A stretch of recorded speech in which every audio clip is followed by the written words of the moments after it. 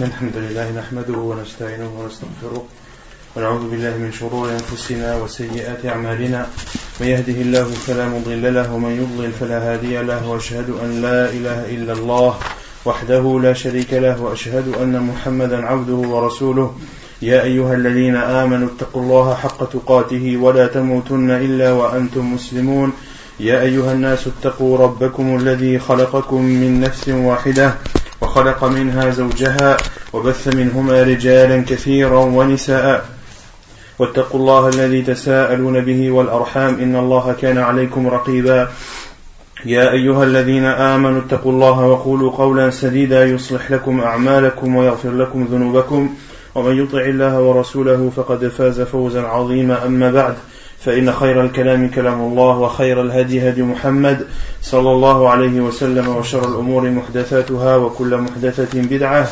وكل بدعة ضلالة وكل ضلالة في النار وبعد.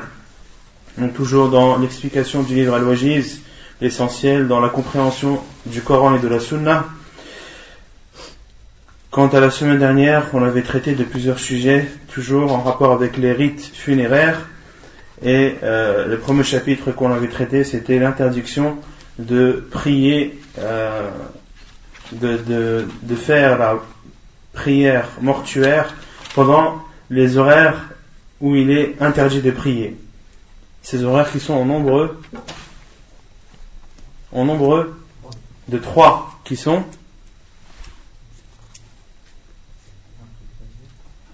Naam, au moment où le soleil se lève, jusqu'à ce qu'il s'élève, ensuite Ba'da ad-dhuhr ou qabla ad-dhuhr, qabla ad-dhuhr, un peu avant l'heure de dhuhr, et le troisième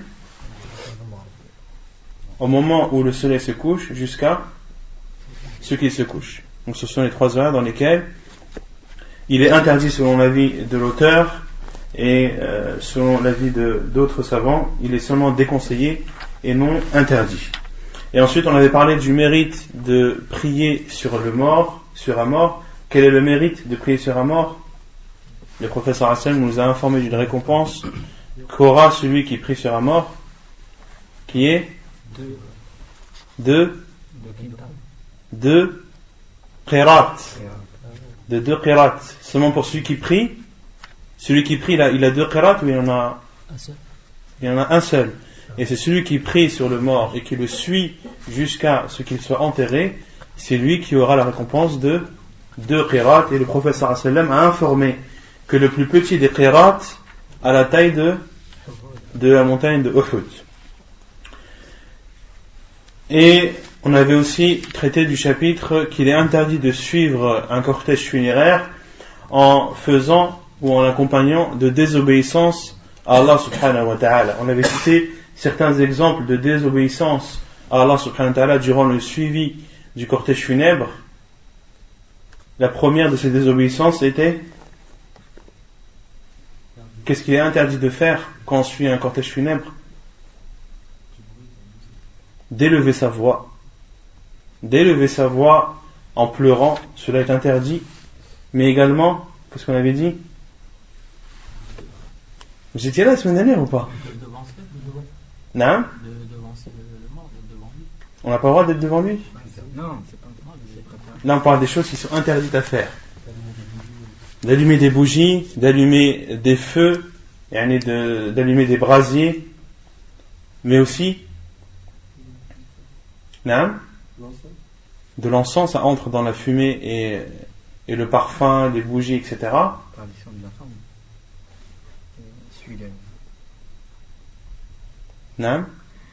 On a dit qu'est-ce qu'il est interdit de faire. Pour l'instant, on reste sur les choses qui sont interdites de faire lorsque l'on suit le cortège funèbre. De faire le rappel à voix haute, car cela ne faisait pas partie des actes des salaf. Les salaf radiyallahu anhum ne faisaient pas ainsi. Et ils détestaient même d'élever la voix pendant le suivi du cortège funèbre. Les compagnons du prophète sallallahu alayhi wa sallam détestaient cela et condamnaient cela, que tu élèves ta voix en faisant des invocations ou en lisant du Coran, etc., il ne fait pas partie de la voie des salaf, de nos pieux prédécesseurs, de nos pieux ancêtres, d'élever la voix lorsque l'on suit un cortège funèbre, que ce soit en faisant le takbir ou autre.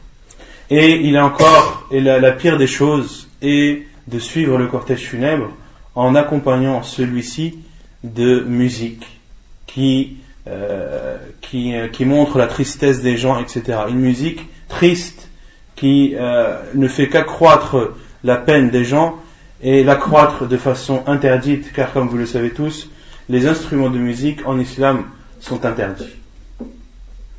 Et on avait ici parlé de l'obligation de s'empresser à enterrer le mort. Et on avait cité un hadith du prophète sallallahu alayhi wa sallam à ce sujet. Pourquoi est-ce que le prophète sallallahu alayhi wa sallam nous ordonne de presser le pas, de ne pas courir, mais de presser le pas lorsque l'on amène un mort et lorsque l'on l'amène à l'enterrement, au cimetière? Pourquoi? Non. Si jamais c'est une personne qui est bien, alors ça récompense plus rapidement. Et si c'est une personne mauvaise, on sera débarrassé d'elle. Ahsant. Car si c'était une personne vertueuse et pieuse, alors c'est un bien que l'on lui apportera, et plus vite on lui apportera ce bien, et mieux elle se portera, et plus elle sera joyeuse. Et si la personne que l'on porte est une personne perverse, une personne qui n'était pas vertueuse, qui passait son temps à désobéir à Allah subhanahu wa ta'ala, alors le prophète sallallahu alayhi wa sallam a dit فَشَرٌ تَضَعُونَهُ عَنْ رِقَابِكُمْ. Et car ce sera, empressez-vous, car ce sera un mal dont vous vous débarrasserez. Et concernant le fait d'accompagner le cortège funèbre, qu'est-ce qu'on avait dit à ce sujet? Où doit-on se positionner par rapport au cortège? Tout d'abord, on avait différencié entre deux types d'accompagnement. Celui qui l'accompagne à pied et celui qui l'accompagne en voiture ou sur une monture. Quant à celui qui accompagne le cortège funèbre dans une voiture ou autre monture, où doit-il se positionner? Derrière. Quant à celui qui marche, où il veut, que ce soit à droite, à gauche, devant ou derrière, mais le mieux, le préférable est de se mettre derrière, car cela est car en le suivant de derrière, on applique plus le hadith du prophète sallallahu alayhi wa sallam lorsqu'il dit wattabi'ul janaiz, et suivez les cortèges funèbres. Et lorsque l'on suit quelqu'un, la définition de suivre, c'est d'être derrière. Et on avait aussi cité la parole de Ali radhiyallahu anhu, qui compare celui qui marche derrière le cortège funèbre à celui qui marche à droite, à gauche ou devant, en disant que le mérite de celui qui marche derrière est le même mérite que celui qui prie en groupe vis-à-vis de celui qui prie seul. Vous savez que la prière en groupe est 27 fois plus récompensée que celui qui prie seul. Et bien il en est ainsi, comme le dit Ali radhiyallahu anhu, par rapport à celui qui suit le cortège funèbre et celui qui se positionne à droite, à gauche ou bien devant. Ensuite, on avait parlé de l'invocation à dire lorsque l'on visite une tombe ou lorsque l'on est à proximité d'un cimetière. Quelle est l'invocation à dire? Assalamu alaykum ahl al-diyar min al-mu'minin wal-muslimin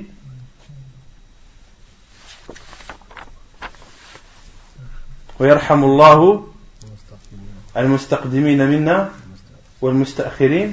Ensuite, wa inna insha'Allah bikum lahiqun. Wa inna insha'Allah bikum lahiqun. Qui peut me traduire cette invocation? À part Bachir. Qui peut me traduire cette invocation? Assalamu alaykum, qui est la paix sur vous. Ahl al-diyari min al-mu'minina wal-muslimin, qui sont Ahl al-diyar, Ahl al-qubur, les résidents, ceux qui habitent dans ce lieu qui est le cimetière. Salut à vous, ô vous les résidents de ces lieux, parmi les croyants et les musulmans. Ensuite, ويرحم المستقدمين منا والمستأخرين. Qu'Allah fasse miséricorde à ceux qui nous ont dépensés et ceux qui nous ont précédés et ceux qui nous ont dépensés. Et qu'Allah fasse miséricorde à ceux qui nous ont précédés et à ceux qui vont venir après. Et wa inna, et nous allons vous rejoindre, Inch'Allah. Et nous allons vous rejoindre, Inch'Allah. Wa inna bikum lalahiqun, et nous allons vous rejoindre par la volonté d'Allah subhanahu wa ta'ala. Mais tout le monde va mourir. Pourquoi dire Inch'Allah? On ne sait pas à quel moment. Parce que on ne sait pas si on va mourir musulman ou là. Non, on va tous mourir. Non. Que l'on soit musulman ou non, on rejoindra ces personnes qui sont sous terre, un jour ou l'autre. Pourquoi dire Inch'Allah? On ne sait pas quel sera le moment. Ahsant. Al-Mashi'a huna, le fait de dire si Allah le veut, cela ne signifie pas si Allah veut que l'on meure, car la mort est décrétée pour chacun d'entre nous. Mais ici il faut comprendre ce hadith du prophète sallallahu alayhi wa sallam, et nous vous rejoindrons lorsque Allah subhanahu wa ta'ala l'aura décidé, au moment où Allah subhanahu wa ta'ala l'aura décidé. Mais dans tous les cas, nous vous rejoindrons un jour ou l'autre. Donc Inch'Allah, si Dieu le veut, c'est-à-dire au moment où Allah subhanahu wa ta'ala l'aura décidé. C'est la même chose pour la dua quand quelqu'un est malade.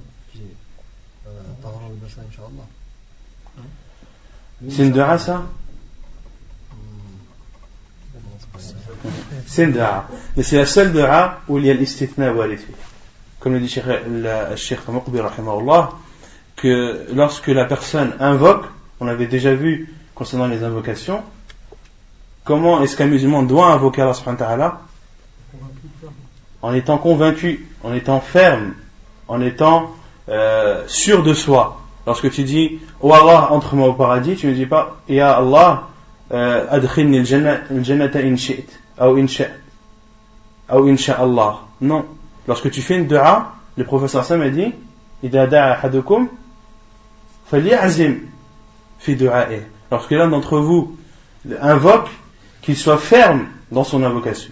Sauf une invocation qui est celle que l'on fait aux malades, de dire la ba's tahurun insha'Allah, point de mal, tu auras la purification par la volonté d'Allah. Donc c'est la seule invocation où il y a al-istithna, ce que les savants appellent al-istithna, et c'est l'exception qui confirme la règle. Ensuite, on avait parlé de la quatrième chose à faire vis-à-vis du mort, qui est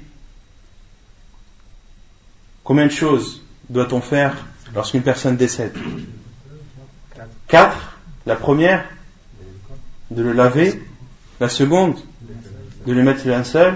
La troisième, de prier sur lui. Et la quatrième, de l'enterrer. Donc on avait parlé de l'enterrement, et on avait dit que l'enterrement était que tout le monde devait être enterré, même les non-musulmans. Même les non-musulmans doivent être enterrés lorsqu'ils meurent dans un pays musulman. Quelle est la preuve? Abu Talib, l'oncle du prophète sallallahu alayhi wa sallam, Abu Talib, lorsqu'il est décédé, Abu Talib est décédé en étant non-musulman. Et lorsqu'il est décédé, le prophète sallallahu alayhi wa sallam a ordonné à son fils, le fils de Al-Muttalib, Abu Talib, qui est Ali, radiyallahu anhu, le prophète sallallahu alayhi wa sallam a dit idhab fawarah, va et enterre-le, va et enterre-le. C'est un ordre du prophète sallallahu alayhi wa sallam. On en déduit donc de ce hadith qu'il est obligatoire d'enterrer une personne lorsqu'elle meurt, même si elle est non musulmane. Et la sunna du prophète sallallahu alayhi wa sallam, c'est d'enterrer les personnes dans un cimetière. Un musulman, lorsqu'il meurt, on ne l'enterre pas dans son jardin, ni dans l'endroit qui nous est cher, qui est cher à nos cœurs. Non, un musulman, lorsqu'il meurt, on doit l'enterrer dans un cimetière musulman. Car c'est la sunna du prophète sallallahu alayhi wa sallam. Ceux qui décédaient à son époque sallallahu alayhi wa sallam étaient tous enterrés dans un cimetière. Et ainsi, les musulmans ont fait jusqu'à nos jours. Et le prophète sallallahu alayhi wa sallam, le fait qu'il soit enterré dans sa chambre, c'est une exception. C'est une exception pour le prophète sallallahu alayhi wa sallam, car on avait cité le hadith de Abu Bakr radiyallahu anhu lorsqu'il a dit qu'il y a une chose qu'il n'a pas oublié, qu'il a entendu du prophète sallallahu alayhi wa sallam, qui est qu'est-ce qu'Abu Bakr radiyallahu anhu a dit? Un prophète est enterré, qu'il soit enterré où il est mort. Que lorsqu'un prophète décède, il décède dans un endroit où il aimerait être enterré. Où il aimerait être enterré, إلا في الموضع الذي يحب أن يدفن فيه فدفنوه في موضع فراشه صلى الله عليه وسلم. Et ils l'ont donc enterré dans l'endroit où il y avait le lit du prophète sallallahu alayhi wa sallam. Sur son lit de mort, ils ont enlevé le lit et ont enterré le prophète sallallahu alayhi wa sallam à l'endroit où était positionné son lit. Et il y a aussi une autre catégorie de personnes que l'on doit enterrer dans l'endroit où elles sont mortes, qui sont les martyrs morts au combat. Car le prophète sallallahu alayhi wa sallam, lors de la bataille de Uhud, qui a été une grande perte, où il y a eu beaucoup de pertes humaines du côté des musulmans, beaucoup de compagnons radhiyallahu anhum ont pris les dépouilles pour aller les enterrer où? Dans le cimetière appelé Al-Baqi' à Médine. Et le prophète sallallahu alayhi wa sallam a envoyé une personne afin d'ordonner ses compagnons radhiyallahu anhum qui étaient partis pour enterrer leurs frères dans le cimetière Al-Baqi'. Il leur a ordonné de les enterrer dans l'endroit où ils étaient allongés. D'accord? Donc les savants ont déduit qu'il est obligatoire d'enterrer le martyr, celui qui est mort au combat, dans l'endroit où il a succombu. Et il est interdit d'enterrer le mort dans 2 cas, sauf en cas d'extrême urgence ou en cas de force majeure. La première des situations qui est... C'est la première ou la deuxième? La nuit. C'est une des deux. Quelle est la première? C'est le hadith qu'on a cité avant. Le premier hadith qu'on a cité, où il y a 3 horaires durant lesquels le prophète sallallahu alayhi wa sallam nous a interdit de prier et d'y enterrer nos morts. Donc ce sont les 3 heures, les 3 laps de temps que l'on a cités au début du cours, qui sont au moment où le soleil se lève jusqu'à ce qu'il s'élève, au moment un peu avant le zénith, et au moment où il se couche jusqu'à ce qu'il se couche. Et le deuxième moment où il est interdit d'enterrer le mort sauf en cas de force majeure, qui est d'enterrer la nuit. Et il y a un khilaf des savants, il y a une divergence des savants à ce sujet. Certains l'autorisent et d'autres l'interdisent. Et ceux qui l'autorisent utilisent des hadiths du prophète sallallahu alayhi wa sallam où le prophète sallallahu alayhi wa sallam lui-même a été enterré la nuit. Le prophète sallallahu alayhi wa sallam est décédé, on avait vu la semaine dernière, quel jour? Le lundi, et n'a été enterré que le mardi soir. Et d'autres compagnons radhiyallahu anhum ont été enterrés aussi de nuit, comme par exemple l'homme ou la femme. Il y a une divergence au niveau des versions du hadith, qui nettoyait la mosquée lorsqu'elle est décédée. Les compagnons radhiyallahu anhum l'ont enterré la nuit. Ils l'ont enterré la nuit, et ils ne voulaient pas réveiller le prophète sallallahu alayhi wa sallam, le réveiller de son sommeil pour prier sur elle. Ils ont donc prié sur elle et l'ont enterré de nuit. Certains savants utilisent ce hadith. Et les autres savants qui considèrent cela comme étant interdit disent que les compagnons radhiyallahu anhum ont fait cela car ils avaient une raison de le faire.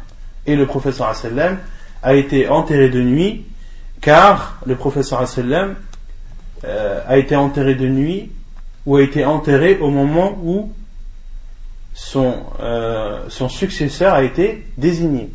Et les compagnons radhiyallahu anhum ne voulaient pas enterrer le prophète sallallahu alayhi wa sallam tant qu'il n'y ait pas de successeur. Et lorsque Abu Bakr radhiyallahu anhu a été désigné comme étant le successeur, le guide des croyants, et que les gens lui ont fait le pacte d'allégeance, alors les compagnons du prophète sallallahu alayhi wa sallam se sont alors empressés de l'enterrer, et ceci le mardi soir. C'est qui a fait ça sur Rasoul sallallahu alayhi wa sallam? Allahu a'lam, la adri. Takbirat? Takbirat? Allahu a'lam, la adri. Je sais pas, Allahu a'lam. Et lorsque un cas de force majeure oblige les musulmans à enterrer un mort la nuit, il est autorisé, comme on a vu la semaine dernière, de céder de chandelles, de bougies ou de lampes pour procéder à l'enterrement de façon simple et efficace. Alaykoum salam wa rahmatullah. Non, dufina laylan. On lui considère que c'est les deux. Le Cheikh Al-Albani a été enterré ba'd al-Maghrib. Non, il est enterré ba'd al-Maghrib. On considère que la nuit c'est Yajuz. Non, Cheikh Al-Albani ne considère pas que c'est autorisé. Au contraire, lui, il fait partie des savants qui considèrent l'interdiction de ça, sauf en cas de force majeure. Mais est-ce que Al-Maghrib est considéré comme la nuit? Allahu a'lam. La adri. Et ensuite, concernant la tombe, comment procéder au fait de creuser la tombe? Qu'est-ce qu'on avait dit à ce sujet? Qu'il fallait que la tombe soit avant la forme de L. Il faut qu'il soit profond, pas profond, large. Il faut qu'il soit profond, il faut que la tombe soit profonde, il faut qu'elle soit large, et il faut qu'elle soit wa tahsinuhu. La semaine dernière j'avais traduit par embelli, mais c'est une mauvaise traduction, c'est pas embellir, mais c'est plutôt ajuster. Et il faut que la tombe, que les côtés soient droits, faut pas que les côtés soient en zigzag, etc. Il faut que la tombe soit creusée de façon correcte et de façon ajustée. Et ceci est une obligation, car les compagnons du prophète sallallahu alayhi wa sallam, pendant la bataille de Uhud, beaucoup d'entre eux étaient blessés et ils ont demandé au prophète sallallahu alayhi wa sallam comment faire pour creuser les tombes malgré leurs blessures. Ceci sera difficile pour eux. Et le prophète sallallahu alayhi wa sallam, malgré cela, a dit ihfiru wa awsi'u wa a'miqu wa ahsinu. Creusez et élargissez et creusez en profondeur et ajustez. Et creusez de façon correcte et droite. Et concernant la tombe, on avait dit qu'il y avait deux sortes de tombes. La première appelée al-lahad et la seconde appelée al-shaq. Al-lahad, qu'est-ce que c'est al-lahad? C'est-à-dire en forme d'aile. À quoi ça correspond al-lahad? Déjà, la première chose à faire quand on veut faire al-lahad, c'est quoi? Non? Il faut déjà creuser un rectangle. Et ensuite, lorsque l'on est dans ce rectangle, on a combien d'angles devant nous? On a combien de murs en fait? 4 murs. Un devant, un derrière, un à droite et un à gauche. Al-lahd consiste à creuser un de ces murs en face de nous. Mais lequel? Le gauche? Celui qui est en direction de la Qibla. De creuser celui qui est en direction de la Qibla. Donc si la Qibla est devant, alors tu creuses le mur qu'il y a devant toi. Si c'est à droite, etc. Et al-lahd consiste à faire un trou, mais à l'horizontale. Donc le trou est creusé, et lorsqu'on est à l'intérieur et qu'on a un mur, on va prendre l'exemple que la Qibla est en face, de creuser encore un trou dans le mur en face de nous, pour pouvoir y introduire le mort. C'est ça al-lahd. Et donc quand on regarde une vue aérienne, on a une sorte de L. Donc ça fait comme ça. D'accord? Et selon les terres, car certaines terres qui sont sableuses ne permettent pas de faire al-lahd. ne permet pas de faire un trou dans le mur, car la terre n'est pas rigide et elle s'affaissera automatiquement. Et vous verrez, si vous avez l'occasion de suivre un cortège funèbre dans des pays musulmans, notamment en Arabie, vous verrez qu'ils font plusieurs étages au niveau du lahd. Dans le trou, dans le mur, ils font plusieurs trous, et dans chaque trou, ils déposent un mort. Et ils creusent un profond trou, et le mur qui est dirigé vers la qibla, ils creusent ou ils font plusieurs trous, et dans chaque trou, ils déposent un mort. C'est seulement quand ils enterrent plusieurs. Ça, c'est quand ils enterrent plusieurs morts dans la même tombe. Non, là, c'est pas dans la même tombe. Là, chacun a sa tombe. Ah, donc, là, La tombe, c'est l'endroit où on met le mort. Ah, c'est pas le trou que l'on creuse. C'est ça, al-lahd, justement. Et al-shaq, c'est justement de creuser un trou, de mettre le mort et de refermer. Al-shaq, de faire un trou, un rectangle profond dans le mur, dans la terre, de poser le mort et de reverser la terre dessus. Ça, c'est al-shaq. Et al-lahd, chaque trou que tu feras dans le mur est considéré comme une tombe. D'accord ? Et concernant le fait de déposer le mort dans sa tombe, qui mérite le plus cela ? C'est sa famille, d'accord ? Car Allah subhanahu wa ta'ala dit wa ulul arham ba'dhum awla bi ba'd fi kitabillah. Et les liens de sang ont la priorité les uns des autres dans le livre d'Allah. Et ceux qui ont enterré le prophète sallallahu alayhi wa sallam étaient Ali ibn Abi Talib, Al-Abbas, Al-Fadl et Salih, qui était un des serviteurs du prophète sallallahu alayhi wa sallam. Et il est autorisé également au mari d'enterrer sa femme, de procéder à l'enterrement de sa femme, à condition qu'il n'y ait pas eu de rapport la veille ou la nuit précédente. Et s'il a eu un rapport la nuit précédente, alors que procède à l'enterrement de sa femme un autre homme, même s'il ne fait pas partie de sa famille. Et concernant les femmes, ont-elles le droit d'enterrer ? Non, elles n'ont pas le droit d'enterrer, car cela n'était pas connu au temps du prophète sallallahu alayhi wa sallam. Au temps du prophète sallallahu alayhi wa sallam, ceux qui procédaient à l'enterrement, que ce soit l'enterrement d'un homme ou d'une femme, c'était toujours des hommes. Et ensuite, on avait dit que la sunna du prophète sallallahu alayhi wa sallam, c'est de rentrer le mort en commençant en entrant le mort par quel côté de la tombe ? Par le côté où seront les pieds du mort.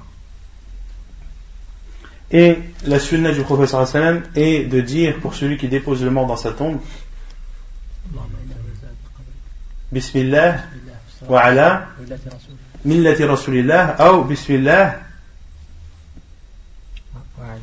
wa ala sunnati rasulillah sallallahu alayhi wa sallam. Et quelle est la différence entre al-sunna et al-millah ? Millah, c'est la tariqa sunna. Aïwa. Et al-sunna ? C'est pas une sunna, c'est. Quelle est la différence entre al-millah et al-sunna ? Bismillah wa ala millati rasulillah ou Bismillah wa ala sunnati rasulillah. ما هو الفرق؟ Il n'y en a pas. Sauf si.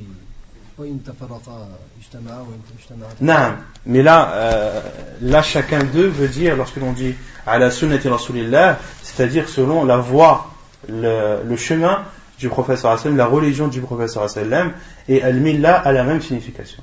Al-millah a aussi la signification de la voie, la religion, le chemin du prophète sallallahu alayhi wa sallam.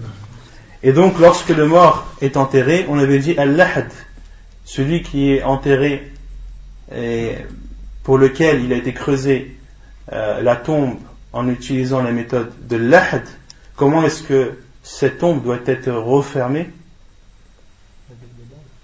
Avec des dalles ou des briques de terre battue, de terre cuite, de terre cuite, appelée en arabe al-labin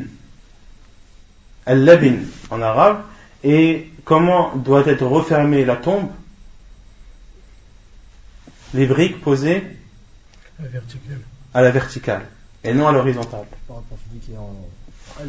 Non, celui qui est en L, lorsque on a creusé le mur, qu'on a déposé le mort, on referme la tombe en collant des briques de terre cuite les unes à côté des autres. Les unes à côté des autres. Et ensuite, les savants disent, c'est de boucher les trous qu'il y aura en haut et en bas avec des pierres et de refermer le tout avec de la terre cuite. Comme le dit Cheikh Al-Fawzan, hafidhahullah. Et donc après l'enterrement, qu'est-ce qu'il est légiféré de faire? Qu'est-ce qu'il est préférable de faire?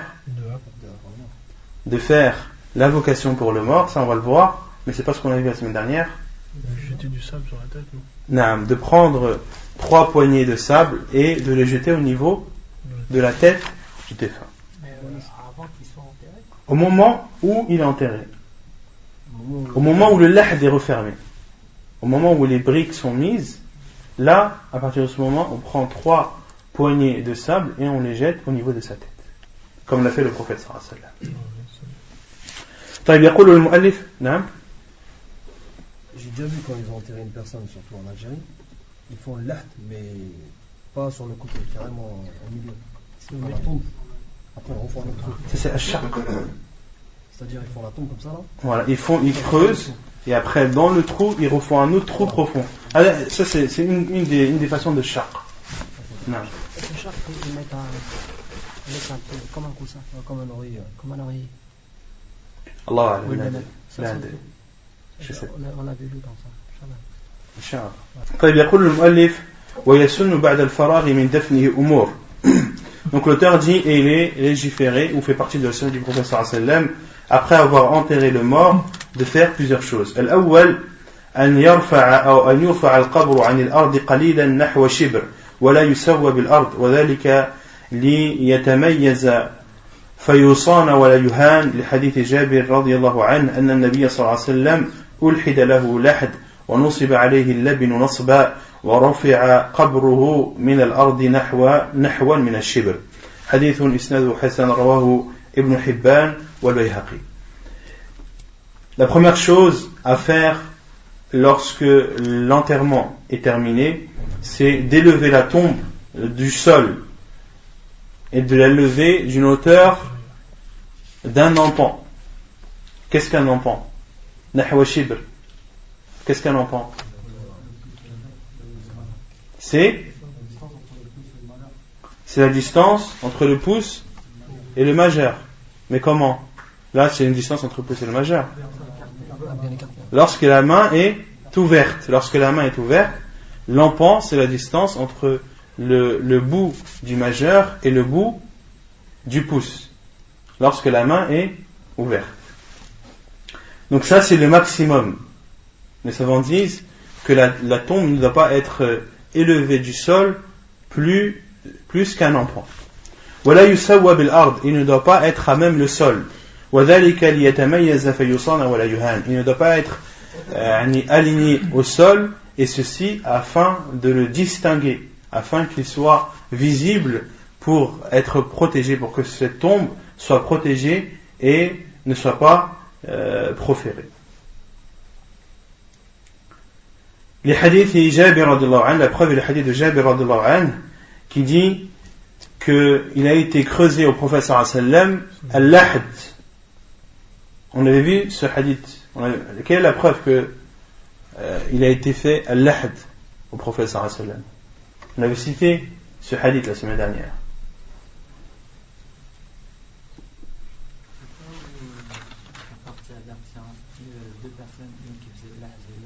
Ahsant. Où les compagnons radhiyallahu anhum se posaient la question comment est-ce qu'ils allaient creuser la tombe du prophète sallallahu alayhi wa sallam? Certains ont dit al-shaq, d'autres ont dit al-lahd, et ils ont fait al-istikhara, ils ont fait la consultation à Allah subhanahu wa ta'ala et ont décidé de laisser la chose entre les mains d'Allah subhanahu wa ta'ala, et ont dit à 2 hommes qui étaient connus à Médine, l'un qui était connu pour faire al-lahd et l'autre qui était connu pour faire al-shaq, et ils ont envoyé une personne pour prévenir chacun d'entre eux en même temps, et le premier qui arrivera fera ce qu'il a l'habitude de faire, et celui qui est arrivé avant l'autre était celui qui a fait al-lahd. Et les savants ont dit que cela est une preuve qu'Allah subhanahu wa ta'ala préfère al-lahd à al-shaq. Non. Donc le prophète sallallahu alayhi wa sallam, il a été creusé al-lahd wa nusiba alayhi al-labinu nasba, et les briques ou les dalles de terre cuite ont été déposées ou ont refermé sa tombe et étaient déposées ou collées les unes des autres de façon verticale. Et sa tombe a été élevée par rapport au sol d'à peu près un emploi. Hadith jugé bon, rapporté par Ibn Hibban et Al-Bayhaqi. Non. J'avais lu dans Cheikh Al-Batini, il disait qu'ils avaient comme blindé la tombe du prophète, parce qu'il y avait 2 hommes qui ont essayé de le voler à une époque. Allahu a'lam. Peut-être après, bien après. Bien après, oui, bien sûr. Non, possible. Allahu a'lam.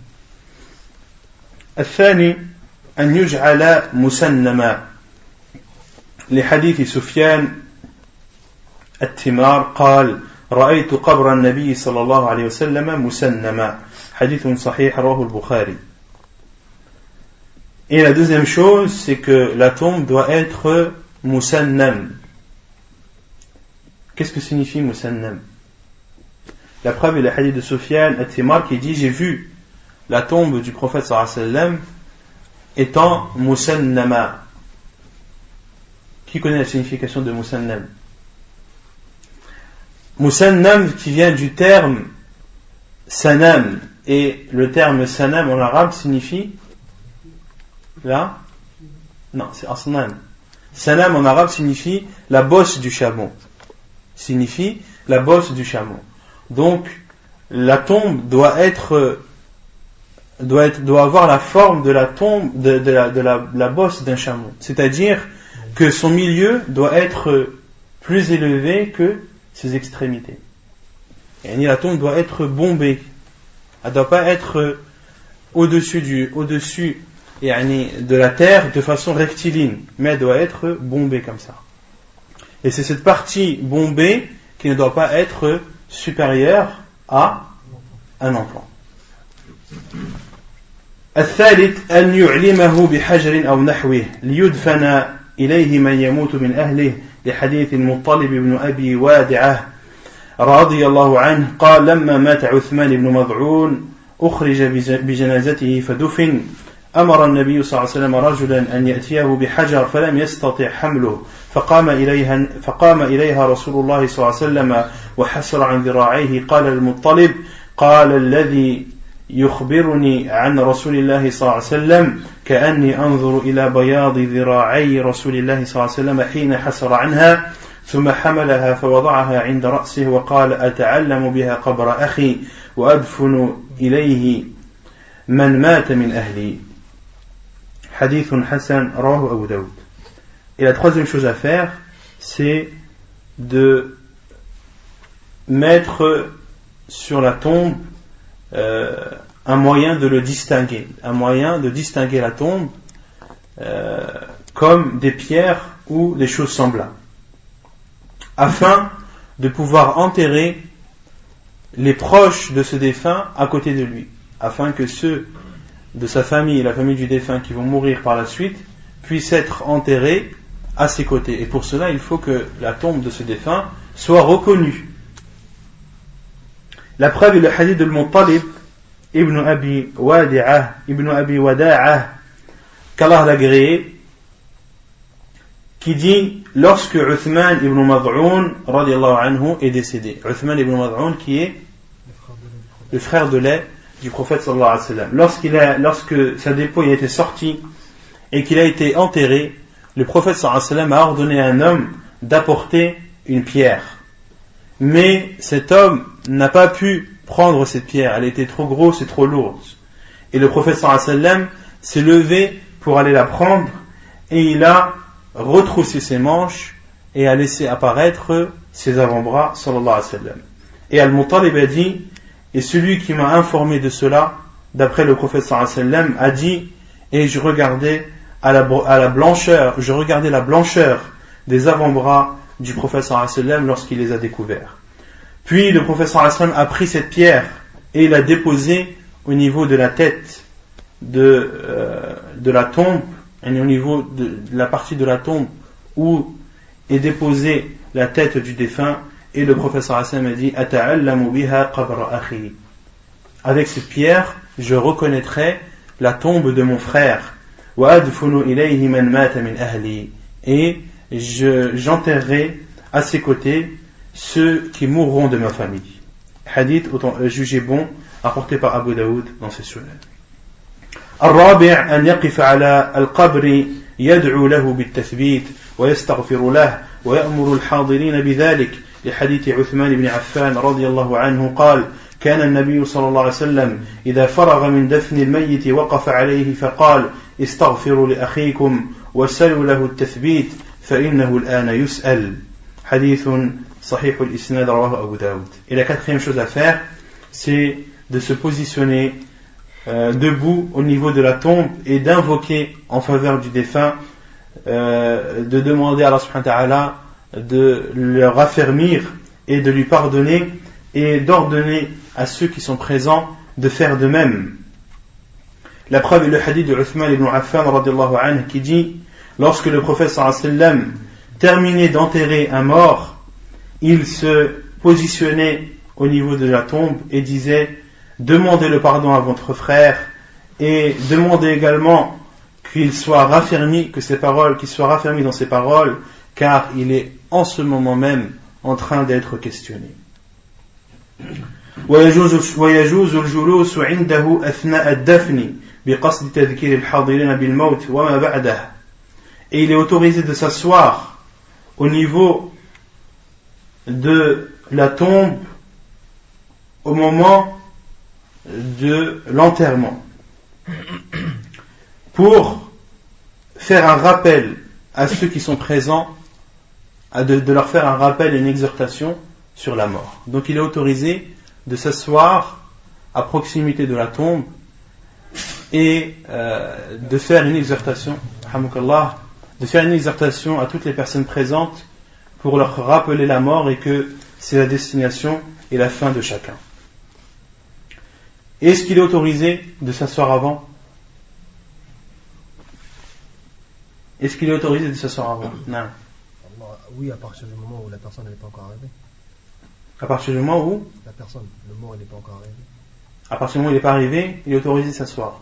Non. Le prophète sallallahu alayhi wa sallam a dit: إذا تبعتم جنازة فلا تجلسوا حتى توضع في الأرض. Le prophète sallallahu alayhi wa sallam a dit: lorsque vous suivez un cortège funèbre, ne vous asseyez pas jusqu'à ce que le défunt soit posé à terre. Donc lorsque tu suis un cortège funèbre, il ne t'est pas autorisé de t'asseoir. Il n'était pas autorisé de t'asseoir jusqu'à ce que le mort soit posé à même le sol. Même pour celui qui l'attend. Ils l'ont pas suivi, mais ils l'attendent. Même pour celui qui l'attend. Ils ne doivent pas s'asseoir tant que le mort n'est pas déposé à même le sol. Dans d'autres versions du hadith, tant qu'il n'est pas enterré. Mais la version la plus authentique est tant qu'il n'est pas posé à même le sol. Donc la preuve qu'il est autorisé de s'asseoir et de faire une exhortation sur la mort, les hadiths البراء بن عازب رضي الله عنه قال خرجنا مع النبي صلى الله عليه وسلم في جنازة رجل من الأنصار. La preuve est le hadith de البراء ibn Azib رضي الله عنه. Et le hadith de البراء ibn Azib est un hadith très très long où le prophète sallallahu alayhi wa sallam décrit de façon très détaillée ce qui attend chacun d'entre nous lorsque son âme quitte son corps. Le prophète sallallahu alayhi wa sallam a décrit de façon détaillée, que ce soit pour un musulman comme pour un non-musulman. C'est un hadith très long rapporté dans Sunan Abi Daoud et dans le Musnad de l'imam Ahmad rahimahullah. Donc le hadith de Bara ibn Azib, lorsqu'il dit: nous sommes sortis avec le prophète sallallahu alayhi wa sallam pour prier sur un homme parmi les Ansar. فانتهينا إلى القبر ولما يلحد أي ولم يلحد. Et nous sommes arrivés à sa tombe et il n'avait pas encore été sa tombe n'avait pas encore été creusée. فجلس رسول الله صلى الله عليه وسلم وجلسنا حوله. Puis lorsqu'il a été enterré, le prophète sallallahu alayhi wa sallam s'est assis et nous nous sommes assis à côté de lui. وكأن على رؤوسنا الطير. et nous nous sommes assis et nous étions immobiles comme s'il y avait des oiseaux sur nos têtes. Ainsi étaient les compagnons du prophète sallallahu alayhi wa sallam. Lorsqu'ils assistaient à une assise du prophète sallallahu alayhi wa sallam, ils restaient immobiles, ne bougeaient pas, comme si des oiseaux étaient sur leur tête. Si un oiseau est sur ta tête et que tu fais le moindre mouvement, il part de suite. Et les compagnons du prophète sallallahu alayhi wa sallam étaient immobiles par respect pour le prophète sallallahu alayhi wa sallam. وفي يده عود فجعل ينكت في الأرض. Et dans la main du prophète sallallahu alayhi wa sallam, il y avait un bout de bois par lequel il tapait le sol. Un bout de bois avec lequel il tapait le sol.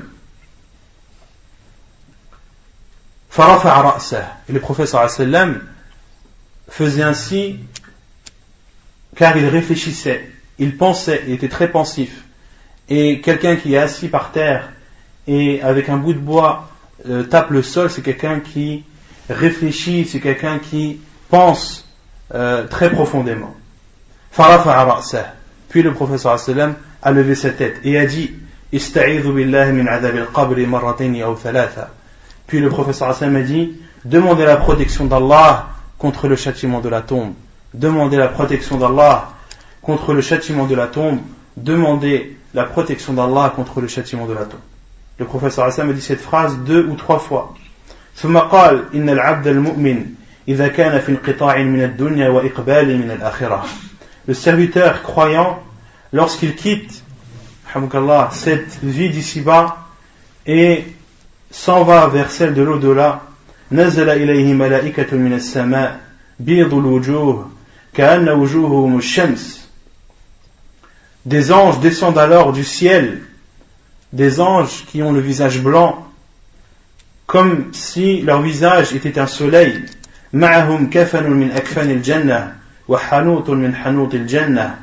Et ils apportent avec eux des linceuls parmi les linceuls du paradis et des parfums parmi les parfums du paradis. حتى يجلس منه مد البصر. Jusqu'à ce qu'il s'assoie au niveau du défunt. ثم يجيء ملك الموت. Puis l'ange de la mort vient حتى يجلس عند رأسه et s'assoit au niveau de la tête du défunt. فيقول أيتها النفس الطيبة اخرجي إلى مغفرة من الله ورضوان. Et l'ange de la mort dira ô toi l'âme bonne et pure, sors vers un pardon et une satisfaction d'Allah. قال فتخرج تسيل كما تسيل القطرة من في السقاء. Et Al-Bara ibn Azib a dit, ou plutôt le prophète sallallahu alayhi wa sallam a dit, et elle sortira, c'est-à-dire l'âme sortira de son corps comme sort la goutte de l'entrée d'un vase. Lorsqu'un vase contient de l'eau, eh bien l'âme sortira du corps de ce serviteur croyant comme une goutte d'eau sort d'un vase, c'est-à-dire de façon très simple et très agréable. فيأخذها فإذا أخذها لم يدعوها في يده طرفة عين حتى يأخذوها. Ensuite, lorsque l'âme sortira du corps, l'ange de la mort la prendra. Mais lorsqu'il la prendra, il ne la laissera entre ses mains que le temps d'un clin d'œil. Le temps qui suffira pour ces deux anges, ou pour ces anges qui étaient descendus du ciel, de s'emparer de cette âme. Ils s'empareront alors de cette âme, فَيَجْعَلُوهَا فِي ذَلِكَ الْكَفَنِ, et ils mettront cette âme dans ce linceul du paradis, parfumé de ce parfum du paradis, وَفِي ذَلِكَ الْحَنُوطِ وَيَخْرُجُ مِنْهَا كَأَطْيَبِ نَفْحَةِ مِسْكٍ وُجِدَتْ عَلَى وَجْهِ الْأَرْضِ. Et sortira l'odeur qui sortira de ce linceul est comparable à la meilleure odeur du muscle jamais présente sur terre. قال فيصعدون بها. Et le prophète sallallahu alayhi wa sallam a dit, et ils monteront avec cette âme, فلا يمرون يعني بها على ملأ من الملائكة إلا قالوا ما هذا الروح الطيب. et ils monteront dans les cieux, et à chaque fois qu'ils rencontreront des groupes d'anges, ces groupes d'anges diront: mais quelle est cette âme pure, quelle est cette âme bonne? فيقولون فلان ابن فلان بأحسن أسمائه التي كانوا يسمونه بها في الدنيا. Et ils répondront: c'est un tel, fils d'un tel, et le nommeront parmi les plus beaux noms dans lesquels ou par lesquels il était nommé dans cette vie d'ici-bas. حتى ينتهوا بها إلى السماء الدنيا, jusqu'à arriver au premier ciel. فيستفتحون له فيفتح لهم. Et ils demanderont aux anges qui gardent ce premier ciel de leur ouvrir les portes de ce premier ciel, et ces portes leur seront ouvertes. فيشيعه من كل سماء مقربوها إلى السماء التي تليها. Et à chaque fois qu'il traversera un ciel, les habitants de ce ciel diront de bonnes paroles en sa faveur, jusqu'à arriver au 7e ciel. حتى ينتهي به إلى السماء السابعة فيقول الله عز وجل اكتبوا كتاب عبدي في عليين. Puis Allah subhanahu wa ta'ala dira: écrivez le livre de mon serviteur chez les personnes les plus élevées, c'est-à-dire parmi les gens du paradis. وأعيدوه إلى الأرض, et redescendez-le sur terre. فإني منها خلقتهم وفيها أعيدهم. Car c'est d'elle, c'est-à-dire de la terre, que je les ai créés, et c'est vers elle, c'est-à-dire la terre, qu'ils retourneront. ومنها أخرجهم تارة أخرى. Et c'est de cette terre que je les ferai ressortir une nouvelle fois, c'est-à-dire le jour du jugement. قال فتعاد روحه في جسده. Puis son âme sera retournée dans son corps. فيأتيه ملكان فيجلسانه. Et 2 anges viendront alors et le feront asseoir. فيقولان له, ils lui diront: من ربك, qui est ton Seigneur? Il dira: Rabbi Allah, mon Seigneur c'est Allah. فيقولان له, ils lui diront: ما دينك, quelle est ta religion? Il répondra: دين الإسلام, ma religion c'est l'islam. فيقولان له ما هذا الرجل الذي بعث فيكم. Ils lui diront: quel est cet homme qui a été envoyé vers vous? فيقول هو رسول الله صلى الله عليه وسلم. Il dira: c'est l'envoyé d'Allah صلى الله عليه وسلم. فيقولان له وما علمك. فيقول قرأت كتاب الله فآمنت به وصدقت. Ils lui diront: quelle est ta science? Il dira: j'ai lu le livre d'Allah, j'y ai cru et j'ai attesté qu'il était véridique. فينادي مناد في السماء. Et alors un appeleur appellera dans les cieux: أن صدق عبدي فافرشوه من الجنة. Il dira, cette voix dira: il a dit vrai, ou mon serviteur a dit vrai, étendez-lui des tapis du paradis. وألبسوه من الجنة. Et habillez-le des vêtements du paradis. وافتحوا له بابا إلى الجنة. Et ouvrez-lui une porte vers le paradis. قال فيأتيه من روحها وطيبها. Et il lui parviendra les vents et les parfums du paradis. ويفسح له في قبره مد بصره. Et sa tombe sera élargie jusqu'à la portée de sa vue.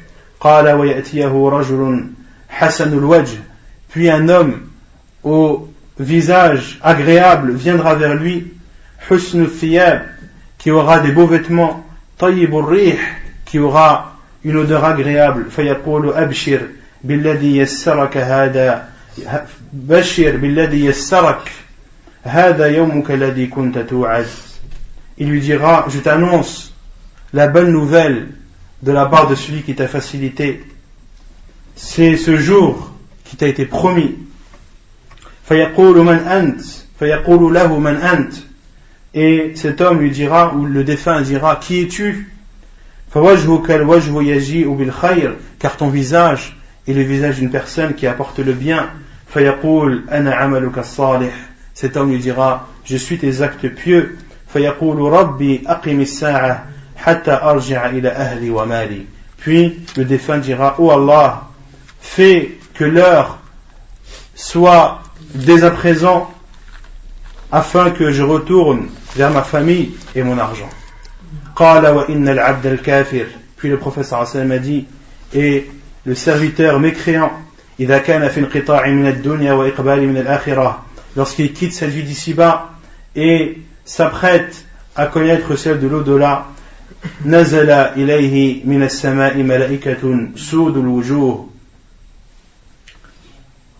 descendront alors des anges du ciel qui auront des visages noirs, ma'ahumul musuh, ils auront avec eux des vêtements grossiers, fayajlisuna minhu mudd al-basar, et ils s'assiront à ses côtés, thumma yaji'u malakul maut, puis l'ange de la mort viendra, hatta yajlisa 'inda ra'sihi, et s'assiera au niveau de sa tête, fayaqulu ayyatuha an-nafsul khabitha, ô toi, et l'ange de la mort lui dira, ô toi, l'âme impure et mauvaise, ukhruji ila sakhatin min Allah wa ghadab, sors vers un courroux et une colère d'Allah subhanahu wa ta'ala. Qala fataftariqa fi jasadihi. Puis l'âme parcourra tout son corps, fayantazi'uha kama yantazi'u al-fusudu min as-suf al-mablul. Puis cette âme sera sortie de son corps comme sort une branche épineuse lorsqu'elle est recouverte de laine mouillée. Fayakhudhuha. Prenez une branche épineuse, entourez-la de laine mouillée et tirez cette épine. Vous tirez cette branche épineuse, vous verrez comme cela est difficile. Faïda akhadaha. Et lorsque l'ange de la mort prendra cette âme impure et mauvaise, lam yada'uha fi yadihi tarfata 'aynin hatta yaj'aluha fi tilka al-musuh. Et ces anges ne laisseront l'âme, cette âme impure, dans les mains de l'ange de la mort que le temps d'un clin d'œil, et ils la mettront dans ses vêtements grossiers, dans cette étoffe qui est grossière et moche, contrairement aux linceuls des linceuls du paradis, parmi les linceuls du paradis.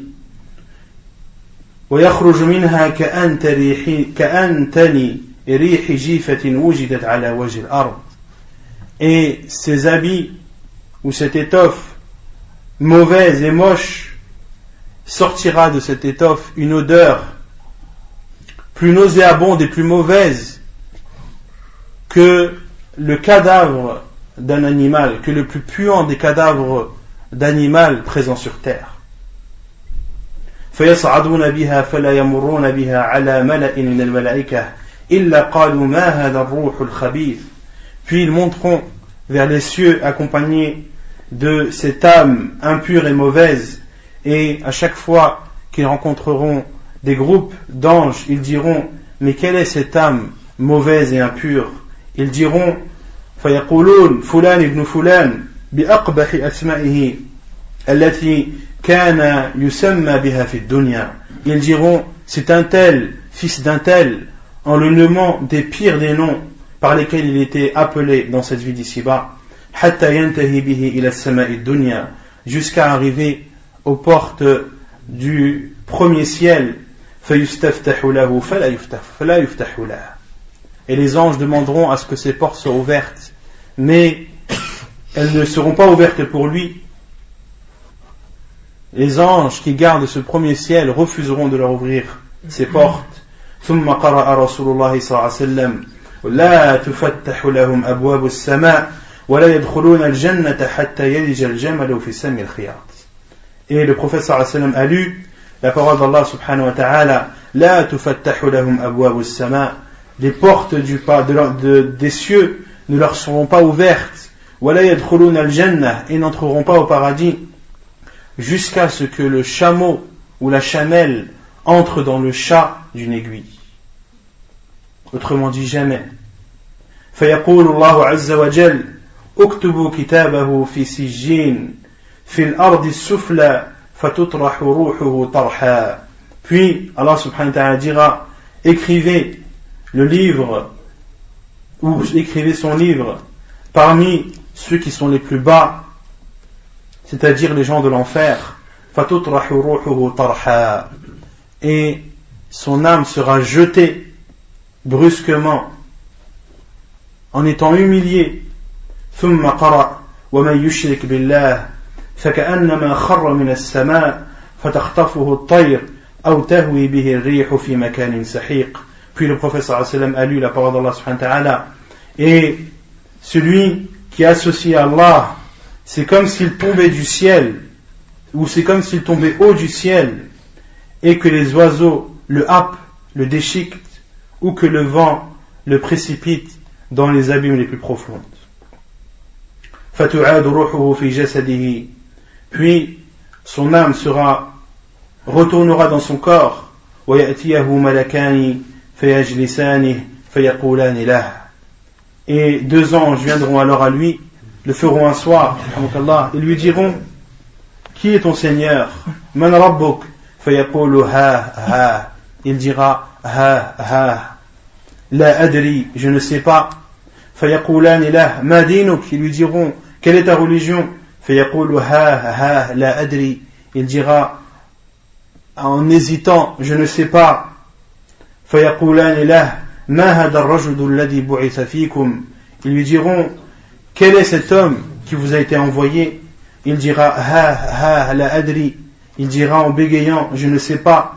Fayunadi munadi min as-sama' an kadhaba 'abdi fafrishu lahu min an-nar waftahu lahu baban ila an-nar. Naam. An kadhaba عفوا. فينادي منادي من السماء أن كذب فافرشوا له من النار وافتحوا له بابا إلى النار.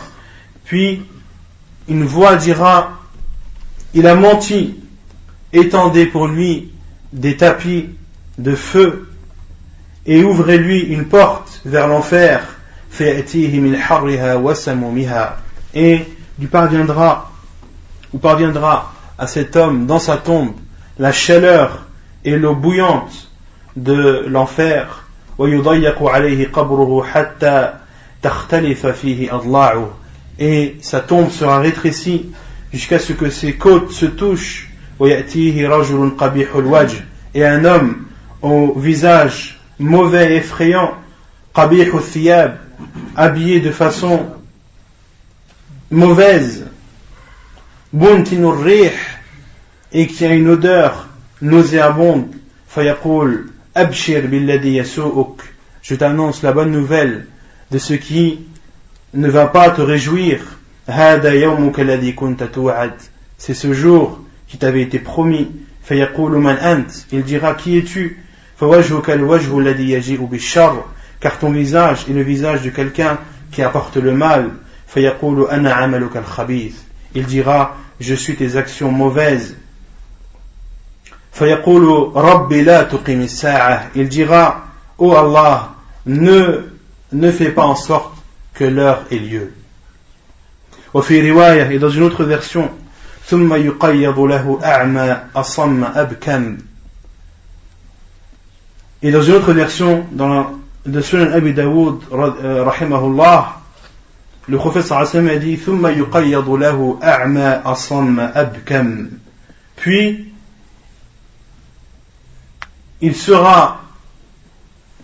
on lui affectera à cet homme un ange aveugle qui ne parle pas et qui n'entend pas. وفي يده مرزبة لو ضرب بها جبل كان ترابا. Et dans la main de cet ange, il y aura une matraque. S'il frappait avec une montagne, elle serait réduite en poussière. Pourquoi un ange aveugle qui n'entend pas et qui ne parle pas?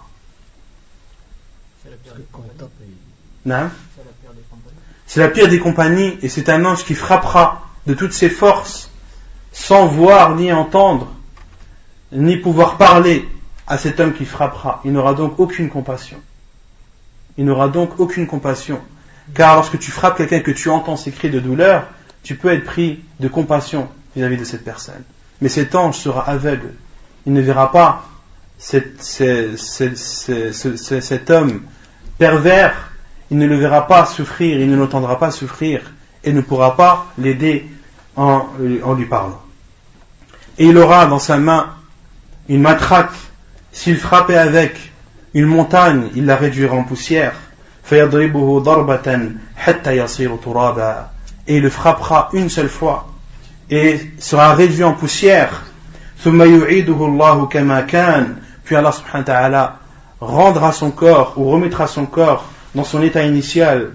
فَيَضْرِبُهُ ضَرْبَةً أُخْرَى. Et il le frappera encore. فَيَصِيحُ صِيحَةً يَسْمَعُهُ كُلُّ شَيْءٍ إِلَّا الثَّقَلَيْنِ.